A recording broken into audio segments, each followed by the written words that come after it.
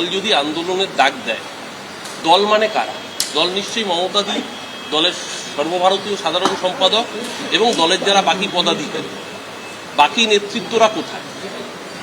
দল থেকে নির্দেশ দেওয়া হচ্ছে, বাকি নেতৃত্বরা কোথায়? যখন কর্মীরা ঘর ছাড়া, বাকি যারা হোমরা চোমরা কেষ্টু বিষ্টু নেতৃত্ব, আমরা যারা লোকাল স্তরের জনপ্রতিনিধি, আমরা আমাদের মতো করে চেষ্টা করেছি কর্মীদের পাশে থাকা। বাকি যারা ভিভিআইপি নেতৃত্ব, যাদের কনভয়ের আগে 4টে 5টা 6টা পেছনে গাড়ি থাকতো, তারা কোথায়?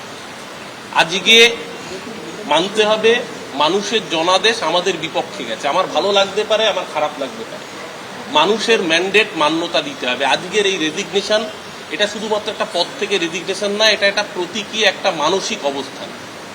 হারটাকে স্বীকার করতে হবে। আজকে যদি আমি হার স্বীকার না করি, তাহলে আগের জেতাগুলো মিথ্যে হয়ে যায়। আজকে যদি 2026-এ হেরে গেছি, পরাজিত হয়েছি, এটাকে যদি মানতে না পারি, তাহলে 21-এর আমাদের বিপুল জয়টা মিথ্যে হয়ে যায়, তাহলে 16-র জয়টা মিথ্যে হয়ে যায়, তাহলে 11-র জয়টা মিথ্যে হয়ে যায়। 14-র জয়টা যেরকম জয় ছিল, 21-এর জয়টা যেরকম জয় ছিল, 16-র জয়টা যেরকম জয় ছিল, তেমনি 26-এর হারটা বা 24-এর জয়টাও যেরকম জয় ছিল, 26-এর হারটাও হার। প্রথমত এটাকে মানতে হবে। মানুষের রায়, গণতন্ত্রে মানুষের উপরে কেউ নেই। মানুষ যখন রায় দিয়েছে বিরোধী জায়গায় থাকবার, তাহলে সেই রায়কে মান্যতা দিতে হবে। আমি মিউনিসিপ্যাল অ্যাকাউন্টস কমিটির সদস্য ছিলাম। আমি সদস্য পদ থেকে আইনমতো চেয়ারপারসনের কাছে, সচিবের সেক্রেটারির কাছে এবং মিউনিসিপ্যাল অ্যাকাউন্টস কমিটির যিনি মাথায় ছিলেন তার কাছে, ঘটনাচক্রে মধুচন্দ্রাদি নেই এই মুহূর্তে কলকাতায়, আমি মধুচন্দ্রাদিকে হোয়াটসঅ্যাপ করে পাঠিয়ে দিয়েছি পদত্যাগপত্র এবং সেক্রেটারির কাছে এবং চেয়ারপারসনের কাছে জমা দিয়েছি। সুশান্ত ঘোষ চেয়ারপারসনের আমাদের কমিশনারের কাছে জমা দিয়েছেন, মেয়র সাহেবের কাছে জমা দিয়েছেন। একটা জায়গায় কোথাও দায়িত্ব নিতে হবে। মানুষের ভোটে আমাদের বিপক্ষে গেছে, প্রথম কথা এটা অ্যাডমিট করতে হবে। আবারও বলছি, সারা জীবন কেউ জনপ্রতিনিধি থাকবে না, সারা জীবন কেউ ক্ষমতায় থাকবে না। সিপিএমও ভেবেছিল সারা জীবন তারা ক্ষমতায় থাকবে, সিপিএম চলে গেছে। আমাদের মধ্যেও অনেক মানুষ ভেবেছিলেন তারা সারা জীবন নেতামন্ত্রী থাকবেন। মানুষ রায় দিয়েছে।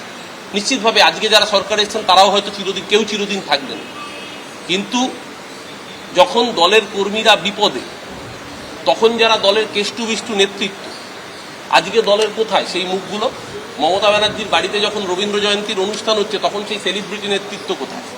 মমতা ব্যানার্জির পাশে সেই নেতৃত্বরা কোথায়? তাদেরকে দেখতে পাওয়া যাচ্ছে না। নিশ্চয়ই নিচুতলার কর্মীরা তো এখনো মুখ বুজে দাঁড়িয়েছে, কিন্তু সেই জায়গায় দাঁড়িয়ে নৈতিক জায়গা থেকে আমার মনে হয়েছে, যেরকম সুশান্ত ঘোষ দলের জেনারেল সেক্রেটারি রয়েছেন, আমি দলের মুখপাত্র রয়েছি, আমাদের কোনো পদই ছেড়ে দিতে কোনো অসুবিধা নেই, আমরা চাইলে সব পদই ছেড়ে দেব। কিন্তু মানুষের রায়কে মাথা পেতে নিতে হয়, মানুষের ম্যান্ডেটকে মাথা পেতে নেওয়াটাই গণতন্ত্রের শিষ্টাচার। সেই শিষ্টাচার না করলে মানুষ ক্ষমা করবে না।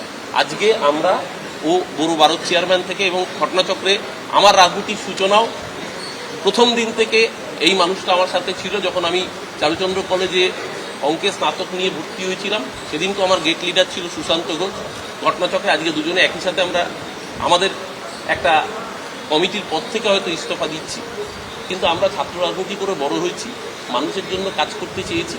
মানুষ এখন রায় দিয়েছেন যে বাপু, তোমাদের এই মুহূর্তে আর এইভাবে কাজ করার প্রয়োজন নেই। মানুষের রায়কে মাথা পেতে নিতে হবে, সেই রায় মাথা পেতে নিচ্ছি। যারা মাথা পেতে নিচ্ছেন না, উট পাখির মতো বালিতে মুখ বুজে থাকলে ঝড়কে আটকানো যায়। এবিপি আনন্দ, এগিয়ে থাকে, এগিয়ে রাখে।